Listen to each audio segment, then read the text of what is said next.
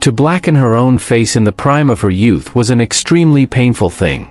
This was the age when every girl wants to look beautiful. But to save herself from the lustful beasts of this world, the princess felt this act was the most appropriate, and what else could the poor girl think? Her heart had already turned away from this world the moment she could not even save herself from her own father in her own home. Now she was out in the open world, where wolves roam who are always looking for an opportunity to devour anyone. With this thought and a very heavy heart, she smeared black soot all over her body. Princess Tara applied the soot in such a way that no one could tell whether this was her real form or just someone covered in black soot. From top to bottom, she now appeared as an ugly woman. When Princess Tara saw her reflection in the water in this new appearance, even she could not recognize herself. Now that she was fully confident that no one would be able to recognize her and that she was no longer in any danger, she decided to go to her in-laws' house. The princess thought that instead of wandering aimlessly, it would be better to go to Pratapgarh. At least there she would be able to see her husband every day. Apart from him, she had no one left in this world. Yes, this was a good idea. This way she could stay near him, serve his family, and no one would ever know who she really was. Nor would she need to tell anyone that disgusting truth.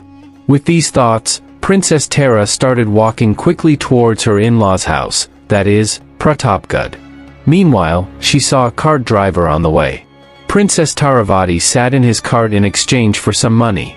By evening, Princess Taravati reached Pratapgarh. When she went to the main gate of the palace, the guards stopped her. Seeing the dark, ugly woman, the guards raised their eyebrows and said, "Who are you and where are you going inside?"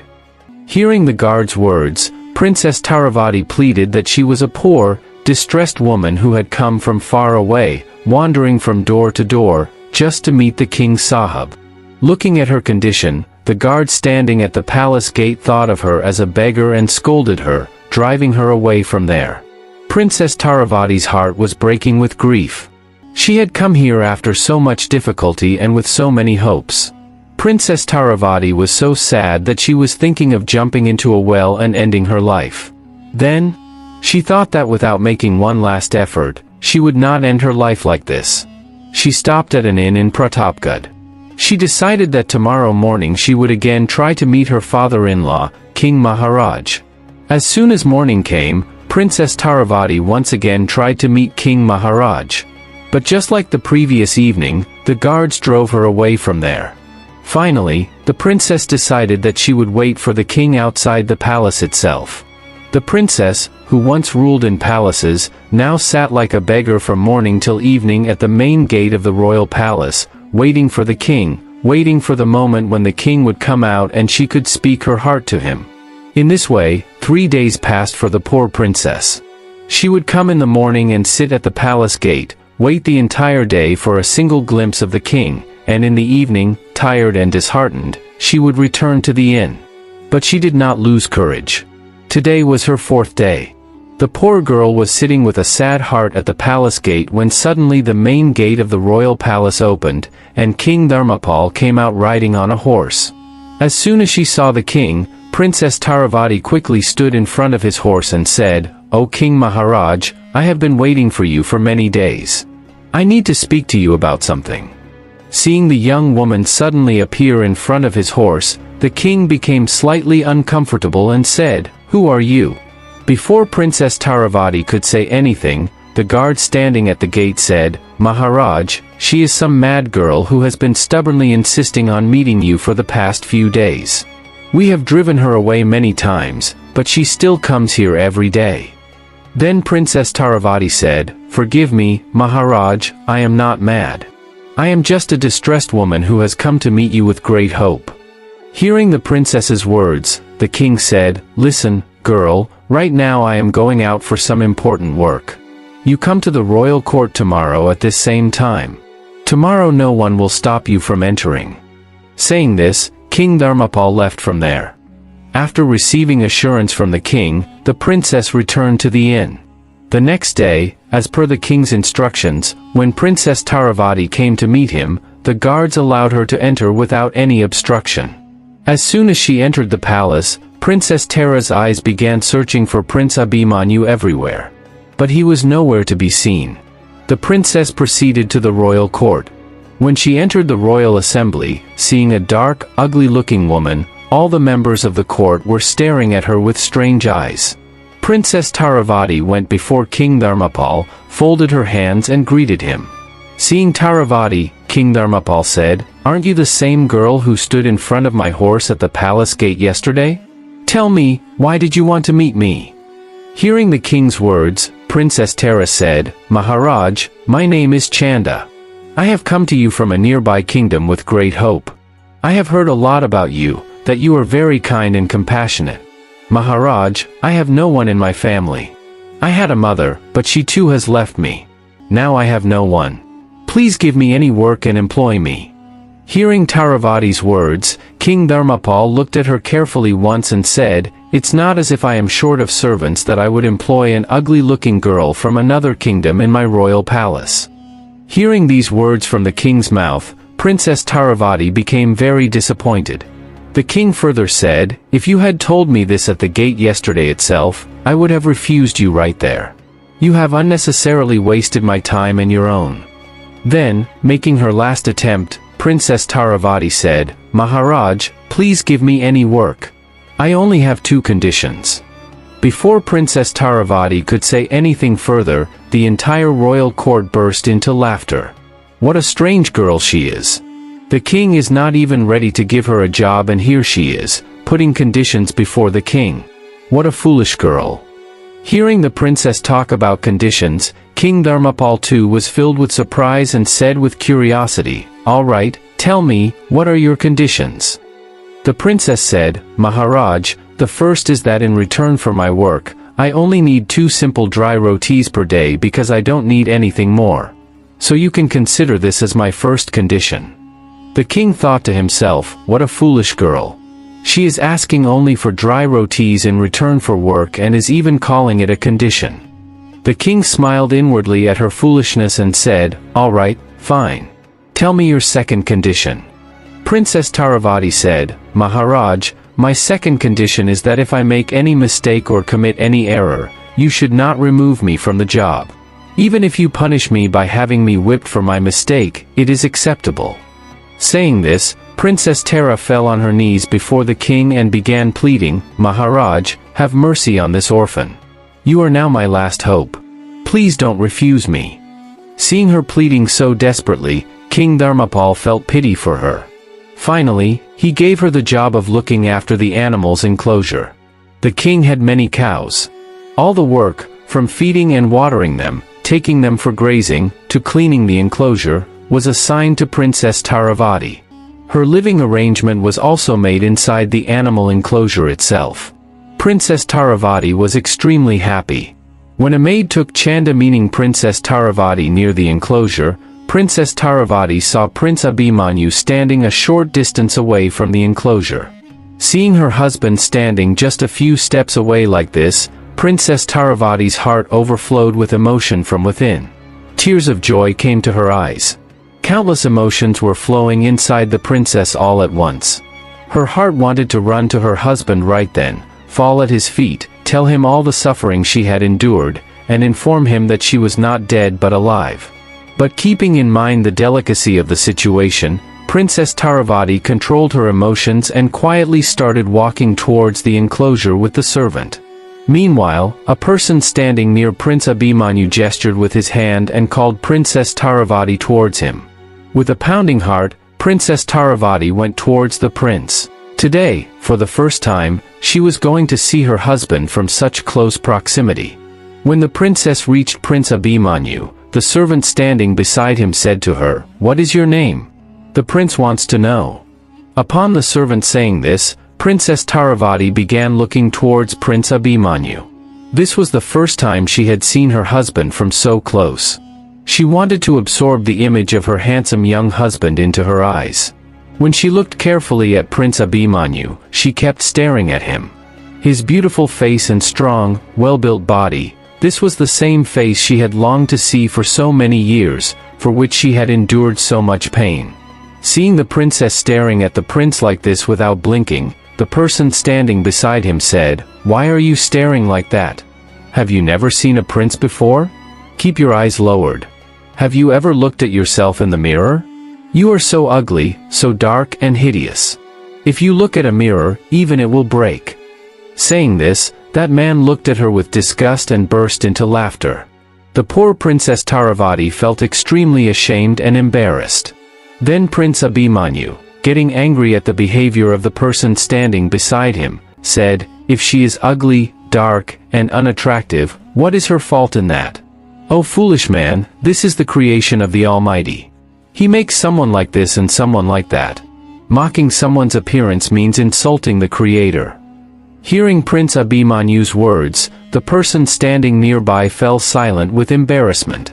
Meanwhile, when the princess heard the prince's words, her respect for him grew many times over in her heart. She felt proud that she was the life partner of a man with such good thoughts and beautiful values. Princess Taravati, feeling shy, looked towards the prince and said, "My name is Chanda." The prince said, "All right, Chanda, you may go now." The princess went into the enclosure and became busy with her work. Days began to pass like this. Due to the princess's excellent care, the milk production of the cows also started increasing. All the cows now looked more beautiful, clean, and healthier than before. Whatever work was assigned to Princess Taravati, she performed it with full dedication. Gradually, even the people who had once hated her began to respect her. The king started assigning her other tasks besides the enclosure. The princess performed every task with complete devotion. She always remained alert for the moment when she could get a glimpse of Prince Abhimanyu. The days on which she got to see the prince would pass with great happiness for her. As time passed like this, Princess Taravati's days were also going quite well. On the other side, her father, King Madanpal, was extremely worried because he could not find the princess. He could not even declare her missing because he had already declared her dead. Every passing day now felt to King Madanpal like a terrible year spent in hell. Again and again, he started feeling regret for his actions. Now the king had begun to feel disgusted with himself. In the whole world, he no longer considered anyone worse than himself. He felt as if he was the most wicked and disgusting person in the entire universe, and this was true. King Madanpal would stay awake all night and whip himself. Now he had only one purpose left in his life, to find Princess Taravati somehow, fall at her feet, rub his nose on the ground, and beg for her forgiveness. If he could do this while he was still alive in this birth, then his soul would find great peace, and at least he would be able to die in peace. Otherwise, even after death, he would continue to burn in the fire of this disgusting thought and crime. King Madanpal's days were passing while burning in the fire of these thoughts. On the other side, King Dharmapal had started searching again for a suitable bride for his son, Prince Abhimanyu, because more than a year had passed since the news of Princess Taravati's death.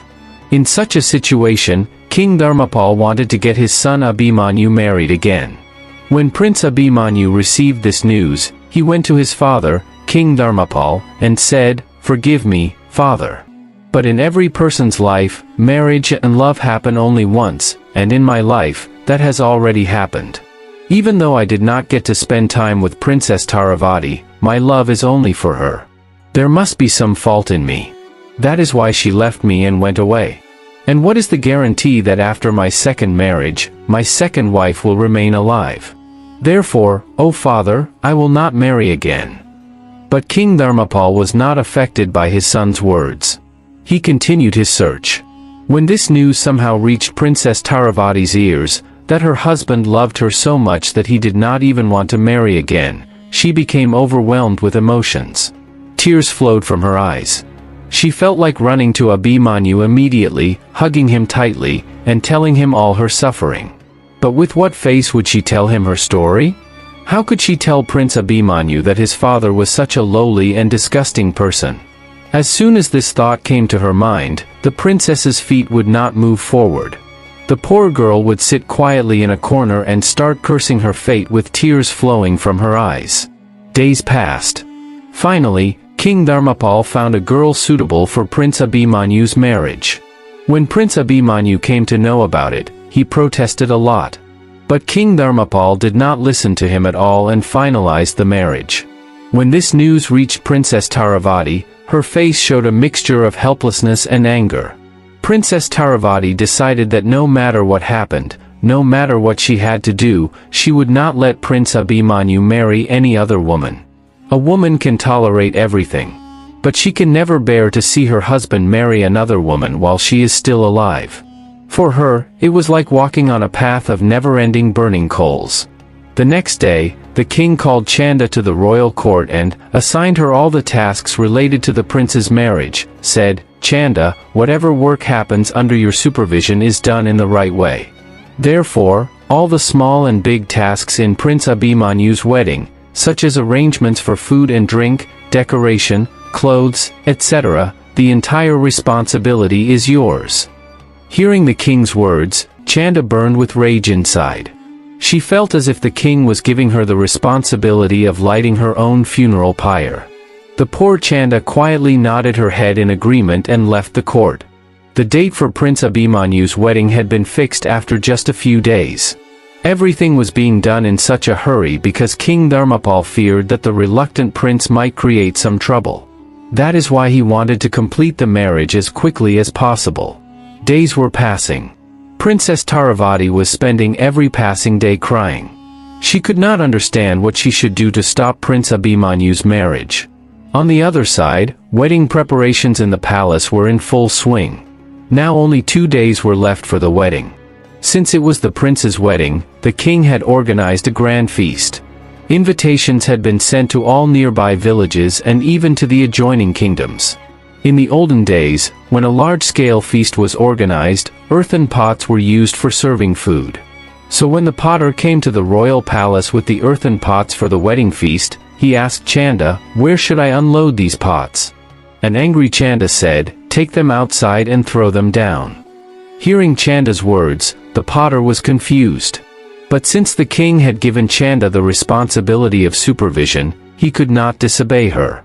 He went outside and dropped all the pots on the ground. As a result, all the pots broke into pieces as soon as they fell. Meanwhile, the oilman also came with containers of oil. Princess Taravati ordered him to pour all the oil into the mud. She did the same with the milkman. When the milkman came with milk, Chanda had all the milk spilled on the ground. Finally, where the food ingredients were kept, she released many insects, which destroyed all the food material. When the king came to know about all these actions of Chanda, he became furious with rage. The king immediately ordered his soldiers to catch and bring her immediately. Within moments, the soldiers caught her and presented her before the king.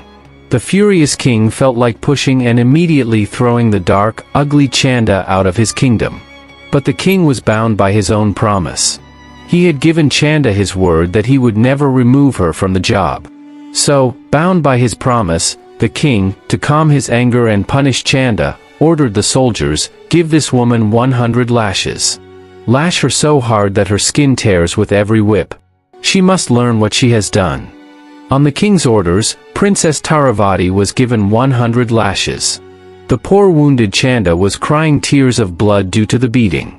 She was writhing in unbearable pain. After the punishment was over, the soldiers left her in her hut. She lay there in that same condition for another day. No one took any care of Princess Taravati. On one hand, the pain of the lashes, and on top of that, the sorrow of the prince's marriage, it felt as if the poor princess had received all the sorrows of the world at once. But what pained her the most was that Prince Abhimanyu's wedding was tomorrow. All her plans to stop the prince's marriage had failed. While sitting sadly, a new thought came to Princess Tara's mind, and her eyes sparkled once again. Suddenly, forgetting all her pain and sorrow, she stood up with new energy. Ignoring her pain, she gathered courage and went to the king's stable. She took the king's fastest horse and rode swiftly towards the city where Prince Abhimanyu's wedding was to take place. Thanks to the horse that seemed to fly faster than the wind, Princess Taravati covered the journey in just a few hours and reached Vilasanagar. Vilasanagar was the in-laws' house of Prince Abhimanyu, that is, the home of his would-be wife. Upon reaching there, according to her plan, Princess Tara left the horse outside and entered the royal palace. Princess Vilasini was sitting alone in her room. Due to the preparations for the wedding the next day, she was a bit anxious. Suddenly, Princess Vilasini felt a knock at the door and said, "Who is it outside?" Princess Taravati said, "Princess G, I am your maidservant. I need to talk to you about something important. It is very urgent." Princess Vilasini said with some hesitation, "All right, come inside." After getting permission, Princess Tara entered with her head bowed. Seeing her, Princess Vilasini said, "Tell me, what is the matter?" Taravati said, "Forgive me, Princess G. I know very well that tomorrow you are going to marry Prince Abhimanyu. But you should not do this marriage." Hearing Taravati's words, Princess Vilasini was shocked and said, "What are you saying? And who are you? I have never seen you in the royal palace before." Then Taravati slowly came closer to the princess and said, "Princess G, I will tell you everything. Just keep some patience and listen to my entire story once. I wanted that you must know this truth before the wedding." Hearing Taravati's words, Princess Vilasini's patience broke. She said sternly, "Stop speaking in riddles and tell clearly whatever you want to say." Then Princess Taravati said, "Princess G, Prince Abhimanyu, that is, your would-be husband's first wife, is not dead yet." Hearing this, Princess Vilasini stood up stunned and said, "What are you saying? Everyone was told that his wife has died." Taravati said, "No, Princess G, she is alive. But due to some compulsions, she has hidden her reality. She still loves her husband immensely." Princess Vilasini said, "But who is she? And how do you know all this?" Then Princess Taravati slowly removed her veil and said, "I am Taravati, Prince Abhimanyu's first wife." Hearing this, Princess Vilasini stood there completely stunned. Then she said, "What is all this? I still don't understand anything." Then Princess Taravati narrated her entire story from beginning to end in front of Princess Vilasini, how because of her cunning father she had to leave the palace at midnight, why she had ruined her beautiful appearance and made herself an ugly woman, and how she had been living in Prince Abhimanyu's palace as a maidservant.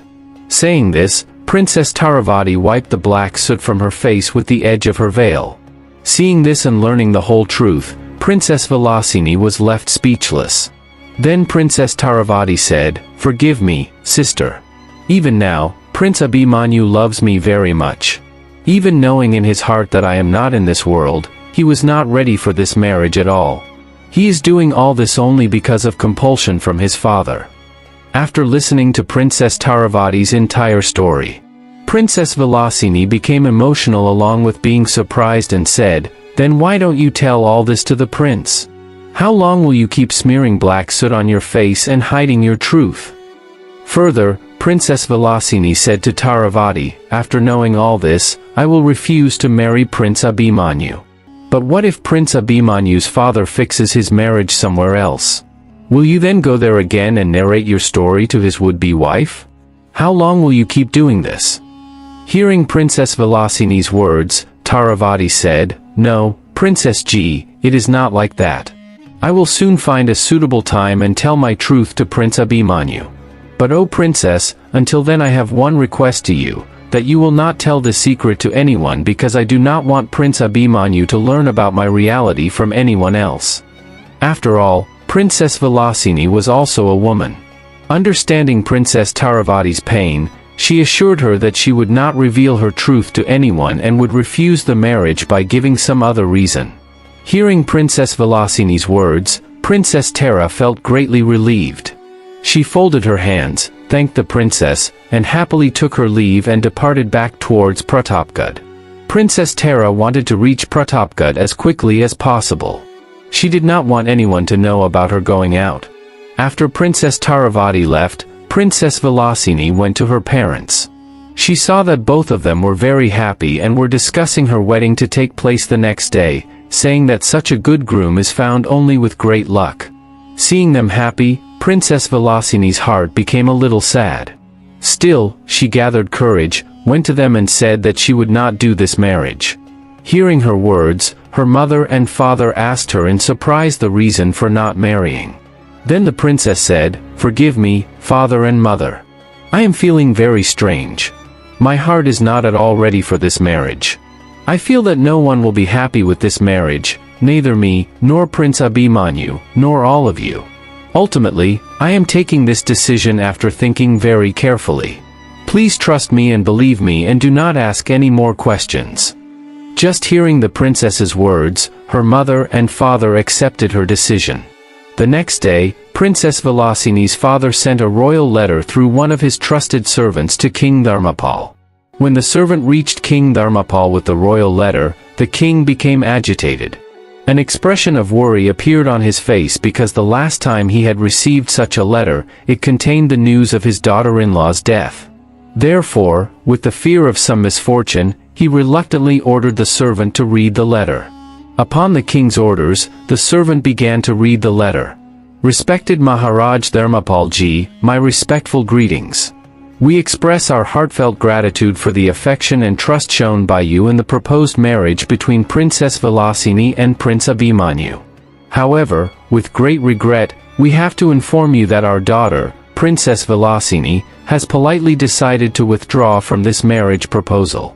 The princess believes that if this marriage does not take place, it would be more appropriate for the honor of both kingdoms and for future peace. A deep internal conflict has arisen in her mind regarding this relationship, which she has placed before us with complete courtesy and self-respect. We would like to clarify that this decision has not been taken due to any external pressure, disrespect, or insult, but it is the voice of our daughter's conscience, which we cannot ignore. We are fully confident that you will respect our decision and that the cordial and friendly relations between both kingdoms will remain as strong as before. Your well-wisher, Maharaj Ratnavardhan Singh." As soon as he heard this news, the ground slipped from beneath King Dharmapal's feet. All the wedding preparations had been completed. And now this ominous news had come suddenly. This was the second time an obstacle had arisen in his son's marriage. King Dharmapal held his head in deep worry. Due to this sad incident happening for the second time, King Dharmapal was thinking with a heavy heart why such things kept happening repeatedly to his son. Meanwhile, Prince Abhimanyu, who was present in the court, stood up, came to him and said angrily, "Look, father. I had already refused you earlier and told you that if marriage and happiness were in my destiny, then my first wife would not have died. But you didn't listen to anyone. Now enough is enough. If you try to get me married again, you will see my dead face." Saying this with a mixture of anger and sorrow, Prince Abhimanyu stormed out of the court, stamping his feet. Meanwhile, Princess Taravati also reached Pratapgarh. She quietly entered through the back gate of the palace without letting anyone know, tied the horse back in the stable exactly as it was, and returned to her place. When she came to know about the royal letter from Vilasanagar and learned that Prince Abhimanyu's marriage had been called off, she felt extremely happy in her heart. Once again, her days began to pass happily. Time started passing. It was Chanda's daily routine to take all the cows to the forest for grazing every afternoon. There, she would bathe in the pond in solitude and, after bathing, would again smear black soot all over her body. But one day, by chance, Prince Abhimanyu came towards the forest. Princess Taravati was bathing in the pond. She was completely carefree, lost in her own thoughts, and was bathing with great joy. On the other side, Prince Abhimanyu was moving towards the forest. Usually, he never came to the forest at this time. He was slowly walking towards the pond. Princess Taravati, after finishing her bath at the usual time and putting on her clothes, was in the end smearing black soot on her remaining hands. By then, Prince Abhimanyu, while wandering, reached near the pond and his eyes fell on Princess Taravati. At that moment, the princess's face was turned towards the other side. She was peacefully busy smearing soot on her remaining hands. When the prince's gaze fell on her fair hands, he was astonished. How was this possible? How could her hands be so fair? Wasn't she dark-skinned? Was she hiding something? Was her reality something else? There must be some secret behind this. Suddenly, many such questions began to create turmoil in Prince Abhimanyu's mind. Then the prince thought of going to her right then and asking her about all this. But the very next moment, he stopped and thought. He decided that he would come here again tomorrow at the same time and find out the complete truth. With this thought, Prince Abhimanyu quietly turned his horse around and left from there without making even the slightest noise. At night, he could not sleep at all. Again and again, the image of Chanda's hands kept appearing before his eyes. How could the hands of an ugly woman be so beautiful? Tossing and turning in these confusing thoughts, morning arrived. To find out the truth, Prince Abhimanyu went to the forest much earlier than the time of yesterday's incident and hid behind the bushes near the pond. When afternoon came, the sound of cows mooing reached his ears. Prince Abhimanyu became even more alert. After a short while, Princess Tara arrived near the pond along with the cows. As usual, she left the cows to graze and went to the edge of the pond. She began to remove her clothes to bathe. Seeing this, Prince Abhimanyu immediately closed his eyes and looked the other way. Watching another man's wife like this was an unforgivable sin for him. As soon as the sound of splashing water reached his ears and he became sure that Chanda had entered the water, he opened his eyes and looked towards the pond again. As soon as Chanda entered the water, the black soot washed off, and her beautiful face began to glow. When the prince's eyes fell on her shining, flawless face, he felt a sudden shock. That same beauty, those same lips, those same kohl-lined eyes, that same innocence, that same radiance. How could he ever forget the face he had seen years ago?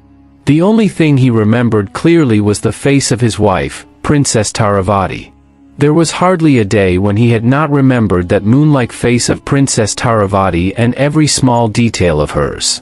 The princess was bathing joyfully, while the prince kept staring at her with wide-open eyes. His mind had stopped working.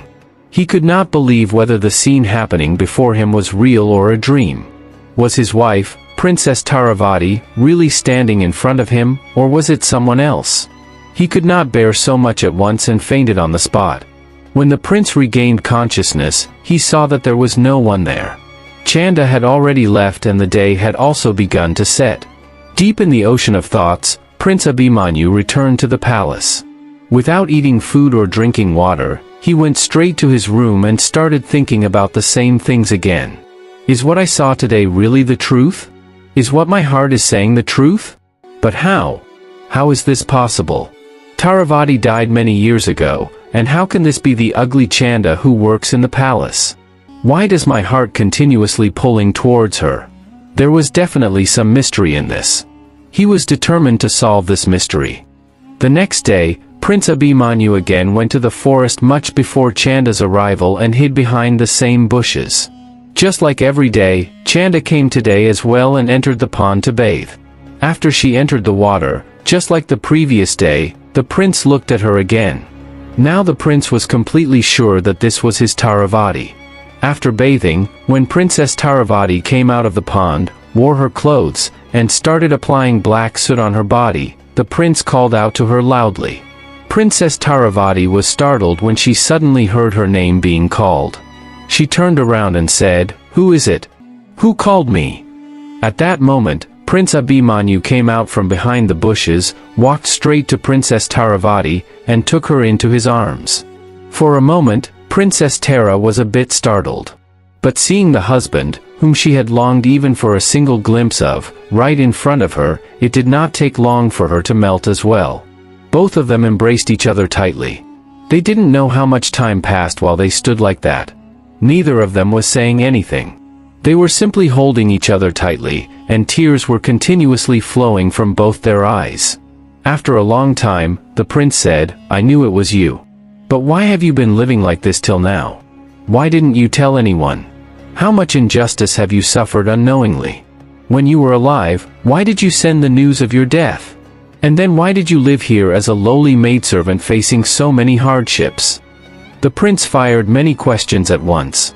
But Princess Taravati kept crying without saying a single word. It felt as if she had gained the entire world today. After some time, when both had calmed down a little, they sat down near the pond. Seeing the prince's love and respect for her, Princess Taravati decided that she would tell him everything. This was the right time. Then, with tears flowing from her eyes, Princess Tara narrated her entire painful story from beginning to end before Prince Abhimanyu. After listening to everything, Prince Abhimanyu was left stunned. The delicate princess had endured so much. He felt proud of his life partner, whom he had found in the form of Princess Taravati. She had left her own home to protect her honor, lived like a maidservant, and endured countless hardships. Prince Abhimanyu said, "Listen, my dear, I cannot change what has already happened. But today I promise you that I will never let any sorrow, pain, or difficulty enter your life again. I will give you every happiness that you deserve. I am proud to have a life partner like you. And why are you feeling ashamed? You have done and endured what perhaps no other woman could have endured or done." Prince Abhimanyu took Princess Taravati with him and returned to the royal palace. When everyone came to know the full story, all those who had misbehaved with the princess asked for her forgiveness. This included the guards who had stopped her at the palace gate, and every person who had taunted her for being ugly and mocked her. Finally, King Dharmapal also apologized to his daughter-in-law and said, "Forgive me, daughter. Even if it was unknowingly, I have committed a great mistake. I have done a lot of injustice to you. I even had you whipped." Seeing her father-in-law standing before her with folded hands and asking for forgiveness, the princess said, "No, father, it is not your fault. If I were in your place, I too would probably have given the same punishment to someone who tried to ruin my son's marriage." King Dharmapal immediately ordered his army chief, "Prepare the army. Tomorrow itself we will attack Vilasanagar. How dare that wicked King Madanpal be so lowly?" Then Princess Taravati said, "No, Father Maharaj. Before you do that, I myself want to go once with Prince Abhimanyu to meet him." Though unwillingly, King Dharmapal gave them permission to go. When Princess Taravati went to Vilasanagar with her husband Prince Abhimanyu, a servant informed her that her father was living his last days. After she left, some deep sorrow had gripped him. He neither spoke to anyone nor said anything. He always remained very sad and lost in himself. After knowing this, when the princess went to her father, upon seeing her, the king, who was near death, fell at her feet, crying, and begged for forgiveness, saying, "Daughter, forgive me, I am the worst father in this world. After you left, I have been dying every day, cursing myself bit by bit. Perhaps these last breaths were only waiting for me to ask for your forgiveness." As soon as he said this, King Madanpal breathed his last. With tearful eyes, Princess Tara performed the last rites of her father according to the proper rituals and returned to her in-laws' house with the prince. After returning, both of them got married once again and began to live their lives happily together. After that, no sorrow ever came into Princess Taravati's life again. Conclusion. This story confronts us with a deep truth of life that we often forget, that real beauty and strength lie within us, not in our outer appearance. Princess Tara's pain and her self-respect tell us that the real test of life comes when, even in a breaking world, we are able to preserve the purity and invincibility of our inner soul. Our actions and our understanding are what bind us or set us free. Tara did not lose the purity of her heart even while enduring every injustice. That was her greatest victory. Prince Abhimanyu's love and affection show that when a person looks with a true heart, he sees beyond the outer covering and recognizes the soul within. That is true love, which stands by you even in times of sorrow. The death of the wicked King Madanpal, who was lost in illusion and showmanship, also shows that the power of unrighteousness is temporary. In the end, only justice and truth prevail. This story teaches us that there is no greater religion than the power of truth and love. After every darkness, light comes. Hope never ends. Sorrow and suffering take us on the path where we recognize our own soul. Ultimately, only forgiveness and love bring peace to our hearts. Just as Tara fought for her existence and self-respect, in the same way, in our own lives, in every difficulty, we should listen to the voice of our soul, which leads us towards truth. Thank you once again from the bottom of my heart to all of you dear viewers for staying connected with the story till the end.